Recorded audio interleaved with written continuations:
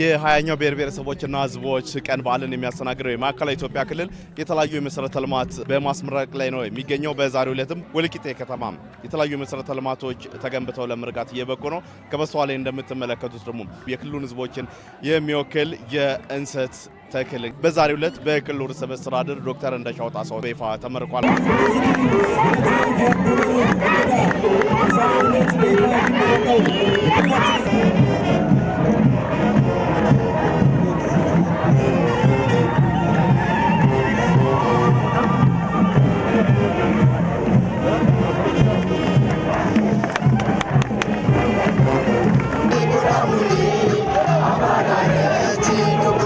የክልሉ ህዝቦች የጋራ መገለጫ ከሆኑት መካከል አንዱ የሆነው የእንሰት ተክል መታሰቢያነት የተገነባው የጋራ እሴት ማመላካቻ የእንሰት ተክል አምሳያ ሐውልትም ዛሬ መርቀናል። ዲሞክራሲያዊ መግባባት ለህብረ ብሔራዊ አንድነት በሚል መሪ ሐሳብ እየተከበረ በሚገኘው በዘንድሮ የኢትዮጵያ ብሔር ብሔረሰቦችና ህዝቦች ቀን ላይ ሆነን የክልሎችን የጋራ እሴት መገለጫ ለሆነው የእንሰት ተክል አምሳያ ምልክት የማኖራችን ምክንያት በጋራ ታሪክ ባህልና እሴቶች ላይ የተመሰረተ መግባባትን ለማጠናከር ህብረ ብሔራዊ አንድነትን በማጎልበት ሂደት የራሱ አስተዋጽኦ የሚያበረክት በመሆኑ ነው።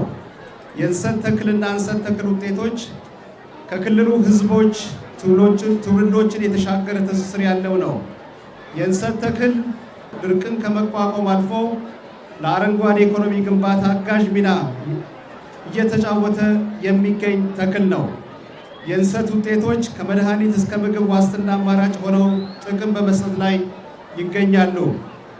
እንሰት ለምግብነት የሚያገለግሉ እንደ አምቾ፣ ቡላ፣ ቆጮና የመሳሰሉት የምርት ውጤቶችን የሚሰጥ ሲሆን ተረፈ ምርቶቹ ደግሞ የተለያዩ ባህላዊና ዘመናዊ መገልገያ ቁሶችን፣ መሳሪያ፣ ጥሬ ዕቃ ሆነው በማገልገል ላይ ይገኛሉ።